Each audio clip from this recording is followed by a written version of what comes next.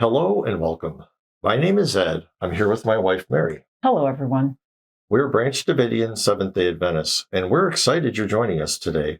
We present or expound on a principle or belief related to the SDA Sabbath School Quarterly each week.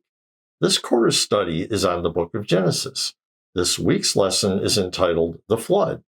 Today we wanted to take a look at the flood story, or stories, in light of something we have been addressing this quarter, the documentary hypothesis. Please see our first study this quarter entitled, Why Are There Two Creation Stories? And before we go further, we wanted to mention a principle Ellen White promoted all her life as a prophet. That is, the truth is an advancing truth, and we must walk in the increasing light. She wrote, quote, "We must not think, well, we have all the truth. We understand the main pillars of our faith, and we may rest on this knowledge. The truth is an advancing truth, and we must walk in the increasing light." Close quote. Counsels to Writers and Editors, page 33.2. Ellen admonished us to base our faith on sufficient evidence, and it is in this spirit that we want to conduct our study today and every day. Please see our study, Should We Believe Based on Faith or Sufficient Evidence, linked in the description. With that said, let's continue. If you have ever read Genesis chapters 6, 7, 8, and 9, you may have noticed some things in the flood story are repeated, and some things even conflict with each other. For example, does the flood last for 40 days and 40 nights, as in Genesis 7:4, 12, and 17, and then recede once the rain stops at the end of the 40 days in Genesis 8, 2b through 3a, which read together, quote, "For after 7 more days I will cause it to rain on the earth 40 days and 40 nights. And the rain was on the earth 40 days and 40 nights. Now the flood was on the earth 40 days. The waters increased and lifted up the ark, and it rose high above the earth. And the rain from the sky was restrained, and the waters receded from on the earth. They went and receded." Close quote.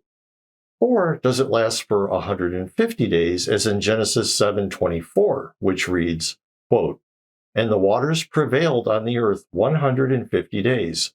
Close quote.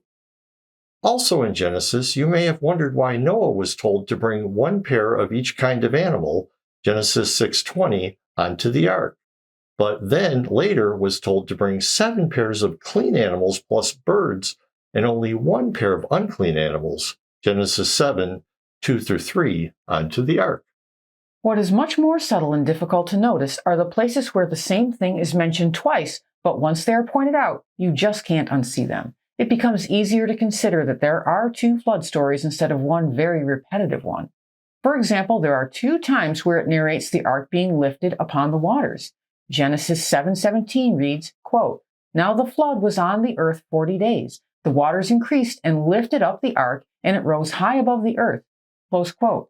And then the very next verse says virtually the same thing again. Quote, "The waters prevailed and greatly increased on the earth, and the ark went on the surface of the waters." Close quote. There are also 2 times it narrates Noah and his family entering the ark, Genesis 7:7 and Genesis 7:13.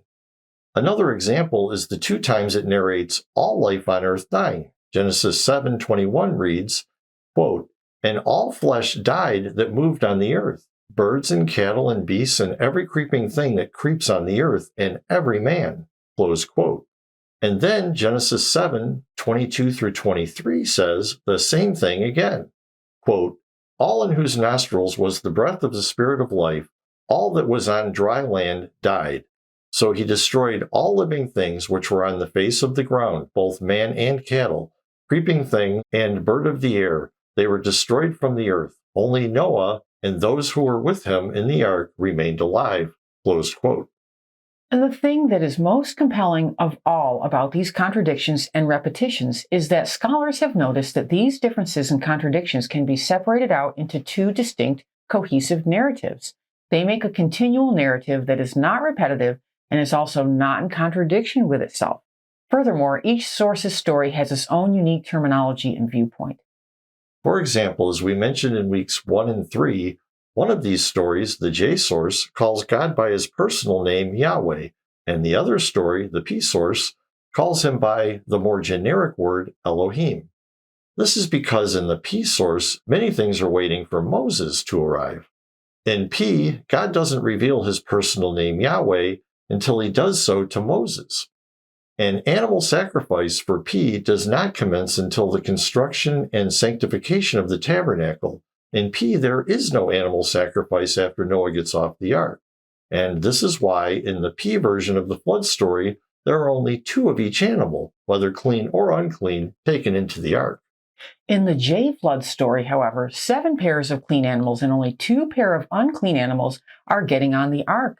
This is because in J, Noah is going to offer a sacrifice after de-arking. If there were only 1 pair of clean animals, like in the P story, the species would be put into extinction right after they got off the ark. The J source is the same source we get the story of the sacrifices of Cain and Abel. In J, sacrifice to God has already commenced, so a sacrifice by Noah is in order.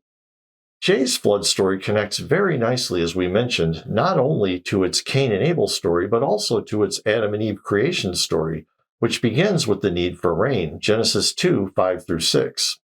In the J flood story, the flood is caused by an excess of rain, Genesis 7, 4, 12, and 8, 2. P similarly connects to its 6-day creation story. In the first chapter of Genesis, there are waters above and below the firmament.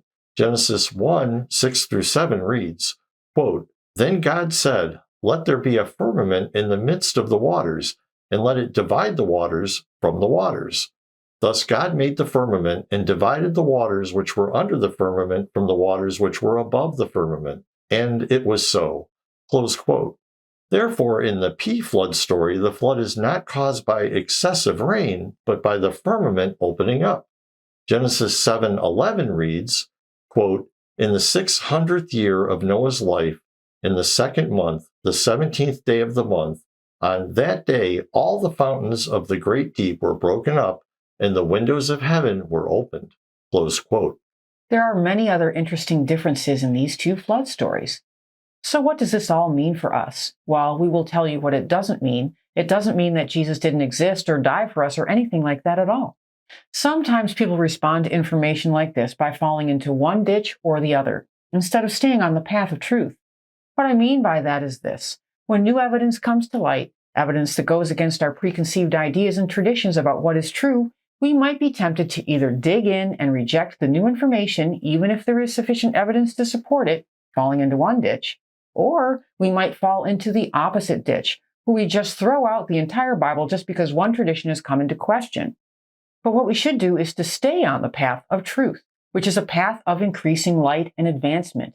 This is what Ellen White said to do. She said, quote, "It is necessary that our unity today be of a character that will bear the test of trial. We have many lessons to learn and many, many to unlearn. God and heaven alone are infallible. Those who think that they will never have to give up a cherished view, never have occasion to change an opinion, will be disappointed. As long as we hold to our own ideas and opinions with determined persistency, we cannot have the unity for which Christ prayed." Close quote. Christian Experience and Teaching, page 203. Ellen was saying that some of our beliefs may need adjusting as we encounter evidence that requires us to unlearn old ideas and learn new ones. And note that Ellen said we have many things to learn, but many, many things to unlearn. Unlearning is hard, but it is not cause for despair. If we stick to the proper principles of investigation, we will surely come to a better understanding of the truth. In principle, each writing needs to be evaluated on its own merits, without conflating them with other writings by other authors, whether it is individual sources comprising the Pentateuch or the books that compose the various Bible canons. These authors definitely did not think their writings were someday, hundreds or thousands of years later, could be placed in a Bible canon or redacted together to form one composite work, with writings they may or may not have known anything about. By the same token, we should also be open to investigating writings not contained in our particular canon, for they also deserve an unbiased investigation of their claims. But back to the flood stories. When we consider all the evidence, it becomes plain that there really are 2 originally separate written sources that have been blended together to create the story we now have in Genesis 6-9. Thankfully, it's possible to separate the sources and read them on their own. Sure, this means that we have to give up the idea that the Pentateuch was written by a single author, but holding on to that idea, in spite of the evidence from the text itself, is no way to treat the text with integrity. It is far better to read what each author had to say and consider it on its own merits. If you'd like to read the flood story in full with the sources separated, we recommend clicking the link in the description to The Mosaic Torah by Trent Wilde. For more studies on the documentary hypothesis and its implications, along with studies on the issue of Bible canons, please see our playlists in the description. Thank you for staying with us till the end. We invite you to visit our website, www.bdsda.com, to learn more about who we are and, just as important, who we are not. Please join us each week as we will continue to offer new and interesting insights for your Sabbath School studies. And if you want to keep up with our new studies as they are published, we recommend subscribing. We are on YouTube, Apple Podcasts, Spotify, and on plenty of other podcast apps. Links for subscribing are in the description. God bless. Many blessings.